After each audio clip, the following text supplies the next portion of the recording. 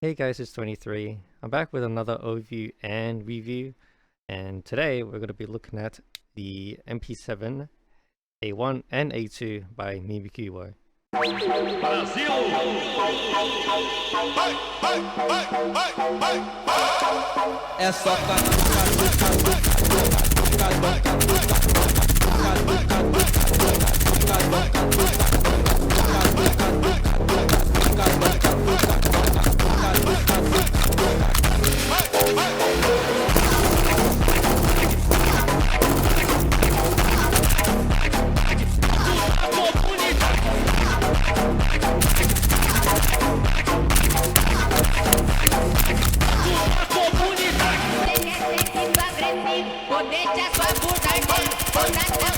I would first like to thank all of you guys for all the comments that you left on my Glock 18 overview. It means a lot reading all the comments, so I'm glad you guys liked it. I'm glad it seemed like it was pretty informative for you guys, so thank you so much. But nonetheless, this is the MP7A1 and also the A2 by Mimikyu. It is modeled and rigged and textured all by Mimikyu, and then all the animations and particle stuff is done by VRCHAT, which you may know is a pretty well-known gunsmith out there for VRCHAT. But yeah, Mimikyu and a few others came out and made this. So this has been up for a couple weeks now. I've been testing it mostly at RP events, running around using this, shooting in it. There's a couple things I want to talk about, and also just show you my experience with this asset.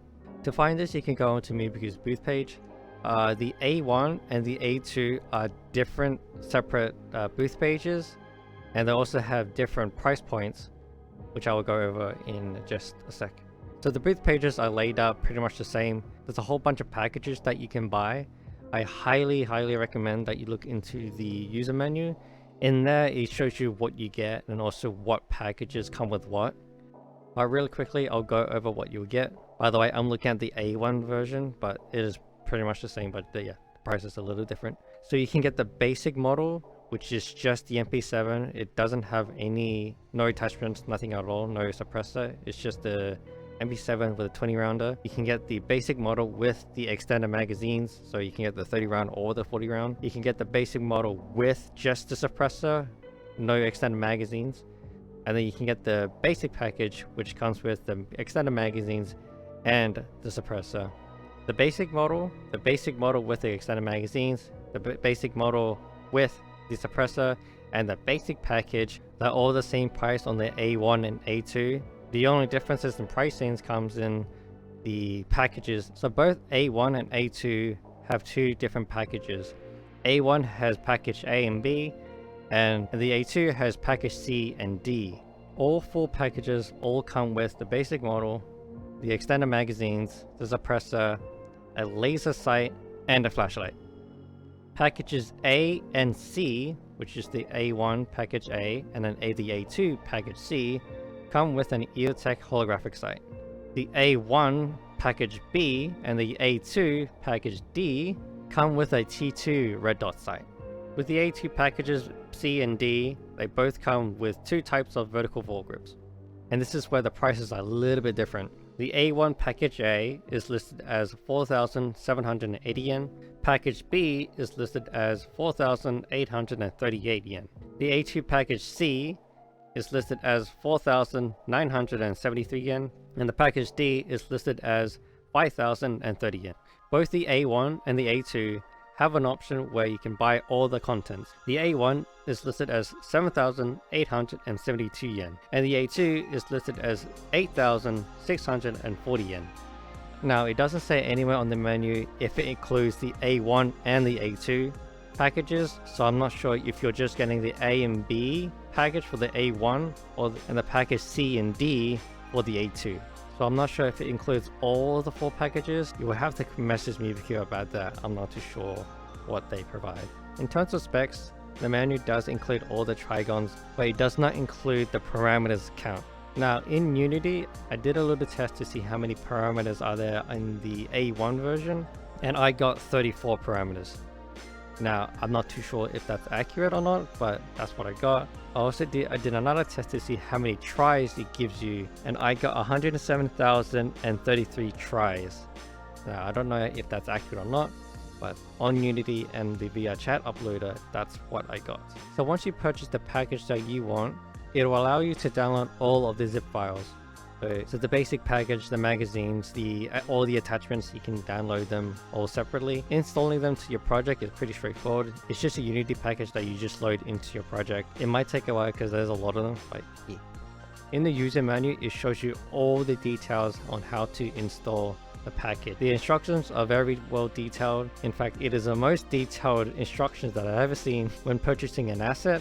Also, by the way, there's an English, Japanese, and Chinese user manual. So just a quick rundown. So you basically just pick whichever base MP7 that you want. So if you just want the MP7 or the MP7 with the Jester suppressor, you drag that prefab onto your avatar. In this case, I have the 40 rounds and the suppressor. I won't go into full detail on how to adjust it. However, the manual is really easy to follow. So I would highly recommend just follow the menu and then you'll be fine. In terms of attachments, this is the place where you put them into your MP7, and you don't need to align them. Well, technically yes you can if you want to move the red dot further back or further forward, but it's already positioned in the right spot. You just need to drag the attachment onto the asset. Now there's three things I want to touch first before I get into this. So there's a lot of ways that an asset can do one task. For example, ejecting a magazine. So there's gesture based, which basically means you have to do a gesture, in this case to drop a magazine. There's contact based. VRCHAT has its own system where you have a sender and a receiver. When they go together, they will perform a task. In this case, drop a magazine. And then you have fizzbone based. So VRCHAT has its own bone physics, which is fizzbones, and you can sign a fizzbone to do an animation. In this case, if you grab the fizzbone, you eject the magazine. In most cases, it's a combination of gesture and contact bases. For example, if you put your hand close to the magazine and do a gesture, you would eject the magazine. You won't really see a mix with fizzbones and any of the other two. It's mostly just gestures and contacts that are used together. With that in mind, we can keep going. So I want to break this up into a couple of categories. So visuals, so basically how it looks, how the materials look like, stuff like that. Ergonomics, which is basically how it handles basically all the controls, the menu of arms, stuff like that. There is firing, which is how the gun shoots and how it feels to shoot. And then kind of leaning towards the next one, which is sound. So audio like gunshots, all the little sounds and stuff like that. How far you can hear the sounds, attachments, and then other random stuff. For this test, I am using the Index Knuckles controllers. It might be a little bit different for the controllers like the Quest controllers, but it should be mostly the same. Alright, really quickly going to the radio menu. So this is the A1 menu. So first you'll get a system set. In there you'll get a toggle to turn off the recoil. You'll get a toggle to turn off the effects, which is just the light that emits from the muzzle flash. And you also get a toggle to turn off the quick draws, which is basically you can't grab it off your person. Going back out, you get a world place, which is you can drop it anywhere in the world. Next, you'll get an attachment submenu. In there is the box stock positions. So there's 4 positions, which is basically retracted, 1, 2, and 3. Back out, you get a toggle to flip up the iron sights. You'll get a toggle to turn on the laser. You will get a toggle to switch to the IR laser. It does function like a real IR laser, but I'll demonstrate that a little bit later. You'll get a toggle to turn on the flashlight. You'll get a toggle to fold and unfold the grip. And you'll get a toggle to turn on the suppressor or not. Going back out to the next one is the fire select submenu. In there is a safe, full auto, and semi toggle. Going back out, you'll get a toggle to turn off and on the actual MP7. And you also get a toggle to equip it to your hand. In the A2 version, it's pretty much the same. It just doesn't have the toggle for the grip. Okay, now, so visuals. So MeeBQ is known for the high quality of assets. And this is no different. This is one of the most nicest looking guns that I've seen. The modeling is really nice. It is pretty accurate to the real thing as well. And the shaders look great too. The shaders are little tone and they've done a great job in terms of how it looks. Now it is a little bit on the clean side.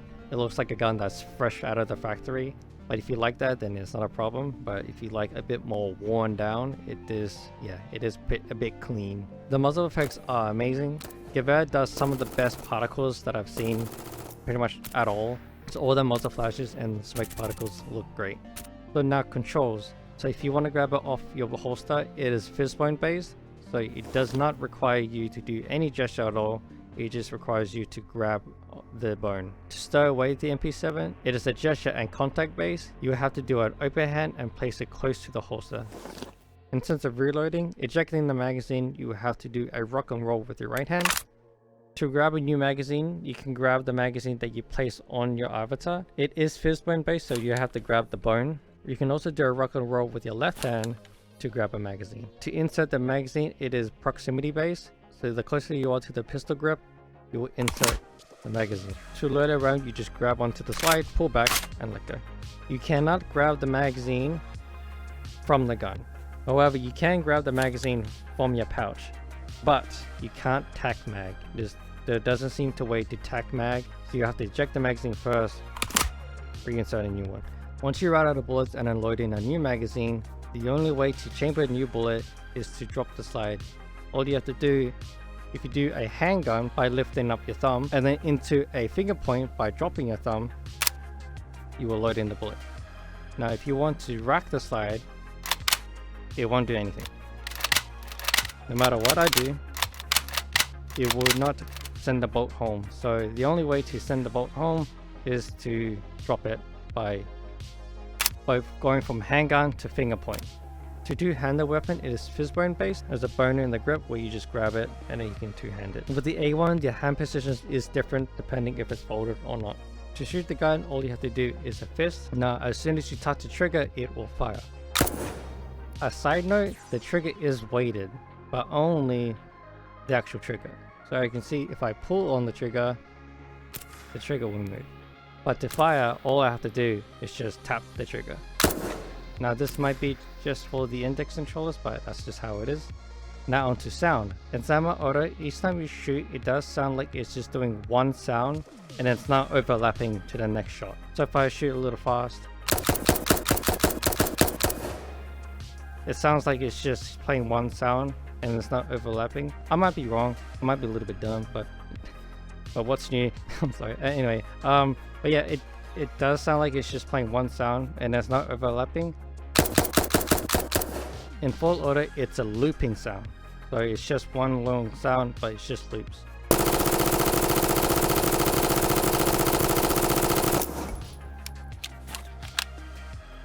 I will show you what it sounds like with the suppressor. So semi-auto, and a little faster, and then full auto.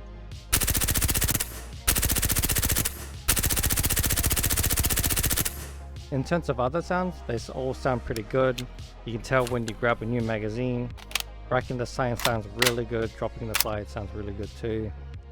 Each time you do a toggle, like turning on the lights or adjusting the buttstock, it makes a sound, which is really nice, a nice audible cue, and I really like that. Okay, let's do a test and see how far you can hear the sounds. So, okay, this RV is about 160 centimeters. Up close, about here, you can hear all the sounds, like taking it out, rocking the slide and all that, just as fine. Going a little bit further back, about here, you can kind of not really hear it. Just a bit further back more, then no, you can't hear it anymore. In terms of shooting, this is unsuppressed and semi-auto. I will do a test with suppressed and full auto for all of them. So up close is about 5-ish meters, just as fine. If I go back a bit further down, just as fine. Keep going. Kind of dropping off. Keep going. Still kind of dropping off. Now, I'm almost at the wall. Getting quieter. That seems where it falls off.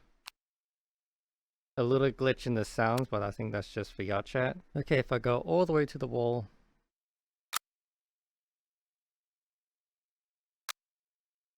still the same, still glitching out. So in terms of suppressed,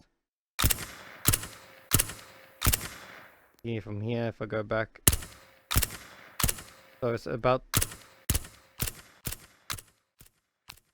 it seems like it's about the same distance for the suppressed and unsuppressed. If I go switch back and forth, so unsuppressed, then suppressed, go back a bit further, unsuppressed, suppressed. Yeah. So it seems like it's about the same. In full auto, you can hear it gradually go up. Suppressed. Go back a bit more.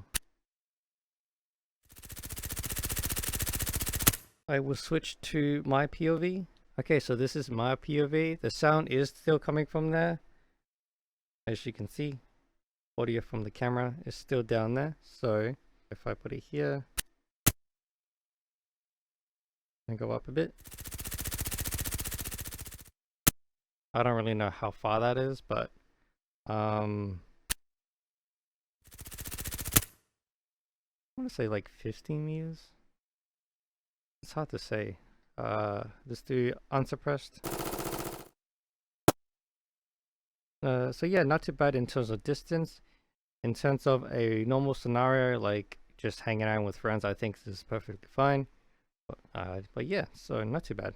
In terms of attachments, there's not really much attachments in terms of toggling, as you can see from the radio menu. You can't toggle off the iron sights, nor the red dot sight, or the laser, or the flashlight. And the A2 version, you can't toggle off the foregrip. The only things you can really toggle off is just the suppressor, and then the other toggles, of course, the butt stock and the grip if you have it. In terms of using the laser and a flashlight, there's no way to activate it on the gun. There's no fishbone or contact bases. The only way to turn on the laser and flashlight is through the menu. Now I mentioned earlier about the IR laser, and I will demonstrate that now. So turning on the laser, you can see the laser clear as day. If I turn on the IR mode, you can't see it. Now in the UD package, it does provide you a shader. Now I've put it on my hand for demonstration purposes. You can kind of see it there. Each time the shader goes near the laser, you can see it. Now you wouldn't want this on your hand. This is only for demonstration purposes. You'll place this on your head and you can toggle it on and off. Now the shader does act as night vision, and with this particular night vision shader, it does highlight certain objects, which is really nice. Now the only issue is that your effects and stuff do not change color. It still has its original color. Everything else in the world is just that green color. Now in the system toggle, there is a toggle to turn off and on the recoil. So by default, the recoil is on. So if I shoot this wall and keep my hand really still, you'll see the recoil pattern. The recoil pattern is the same each time you shoot. It climbs up to the right and then goes back and forth horizontally. And then toggling off the recoil is just a laser beam. So with the effects toggle, like I said, it turns off the light that emits from the muzzle flap. Now regardless if you have the suppressor or not, it will emit a light. So unsuppressed, and then suppressed. But regardless, it will still emit a light. So if you're suppressed and you want to have no light that emits, you can turn off the effects and it will emit no light. So you can be a bit more stealthy. And with quick draw, like I explained earlier, you can't grab it. It turns off the bone. That's pretty much it for the MP7. Let's go over some pros and cons. So let's start with the pros. So the model work, all the texture work, all of that is pretty high end. There's not a lot of models that look as good as this.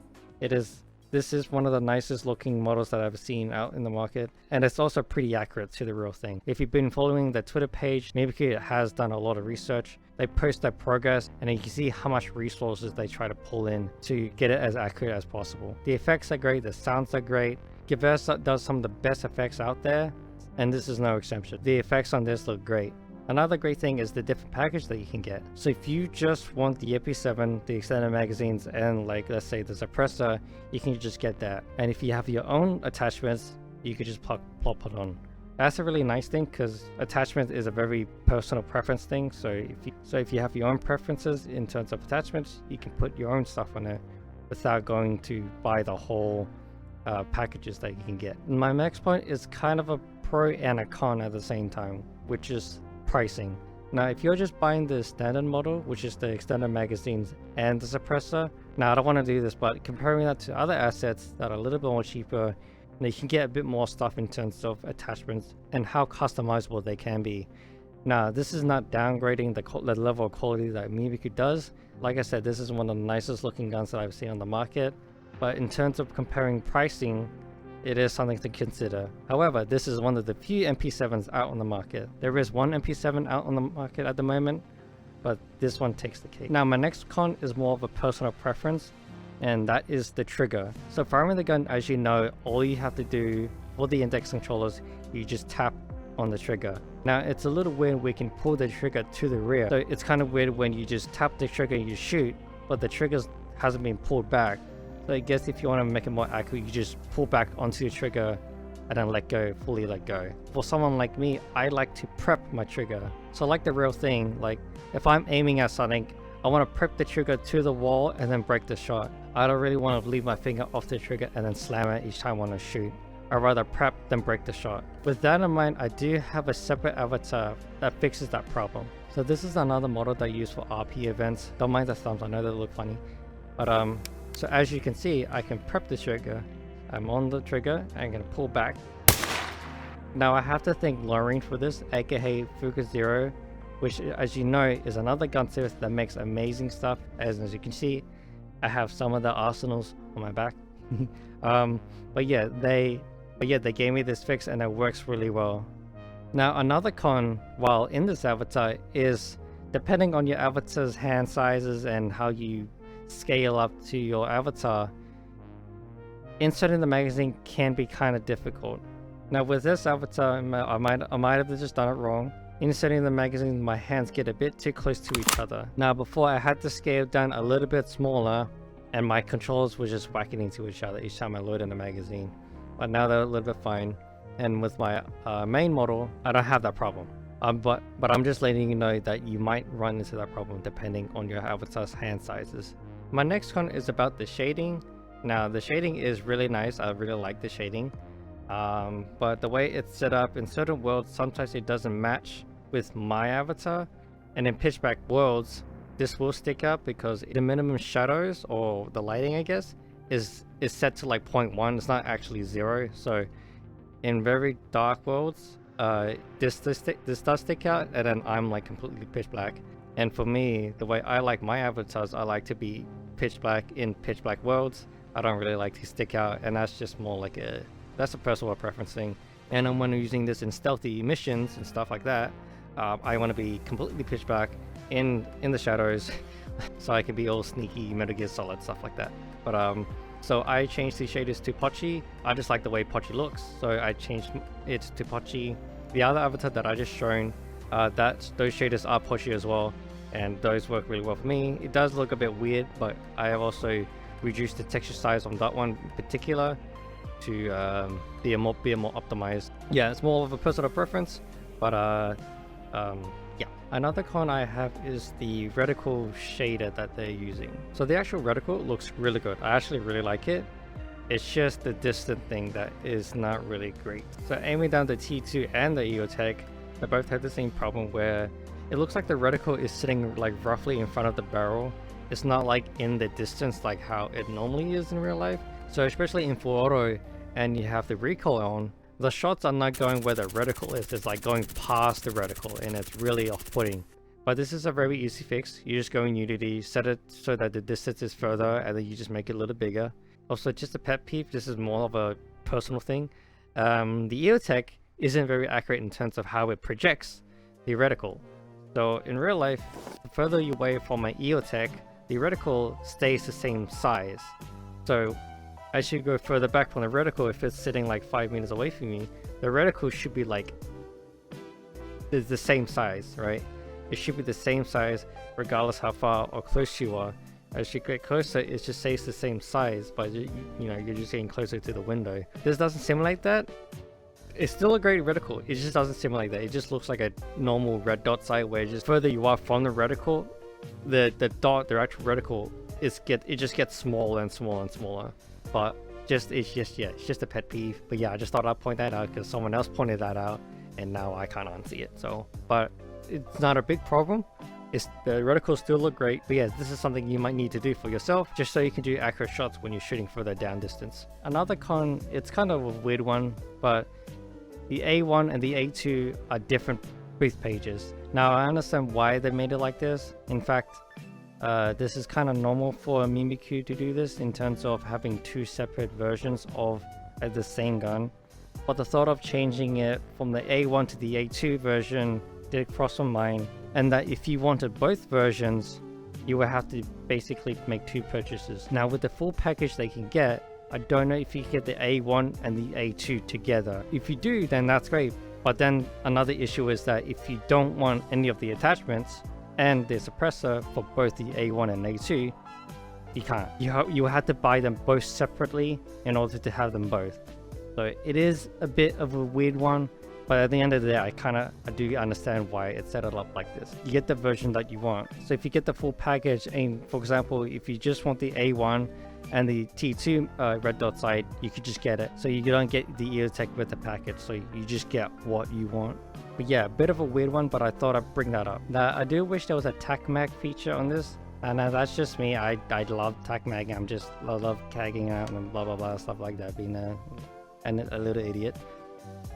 But yeah, I do wish I can TAC mag, and having the feature to grab out the magazine from the actual MP7, because you know sometimes with the knuckles controllers, it doesn't always register that you do a rock and roll. With my particular controller, the trigger doesn't always register that you've taken off your finger. Sometimes you'll get stuck kind of like this, and I've cleaned these controllers a lot. Now it might be like just from wear and tear, but it is a problem that I have. Sometimes it looks like this when I do a rock and roll. So having an option to just strip it out would be nice. In conclusion, this is one of the best looking assets that you can get on the market. It is pretty high in price, but the level of quality that you get is pretty good. It is pretty amazing. Like, the level of detail is amazing. And with Gewehr's animations and effects, it brings us up to another whole level. And in my opinion, Gewehr makes some really amazing work. Would I recommend this to anyone? That depends. I'm sorry to say that. But it all comes down to your budget. If you know what version you want and what package you want, absolutely, I would highly recommend this. This is a really great asset. But if you're not sure which one you want, like you don't know if you want the A2 or the A1 version, yeah, that only depends on you. But if you know what you want, yeah, I do recommend this. Would I recommend this gun for RP events?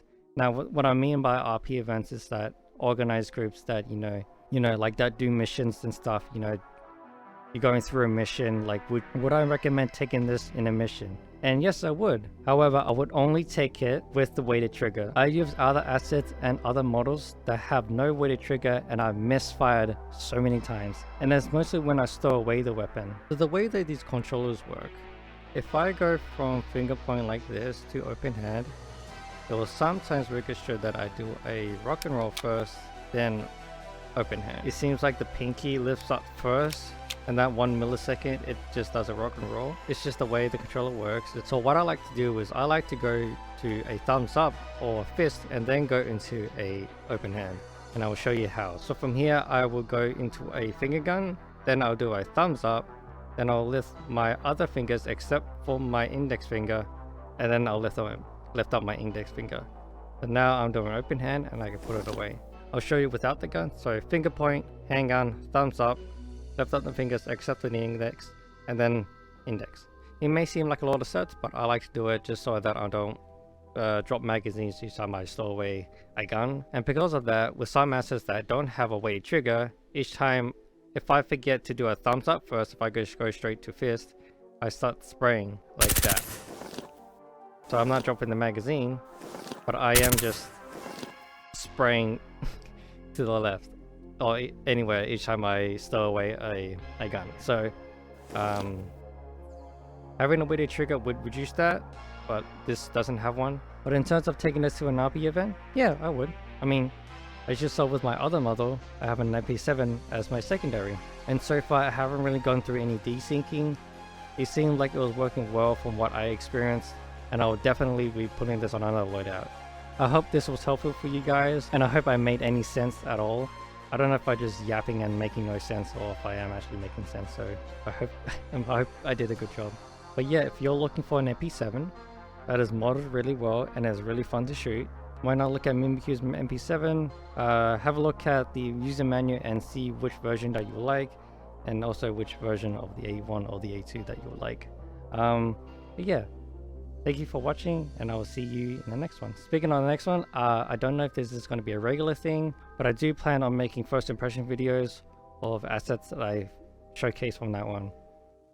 But yeah, thank you. Bye bye.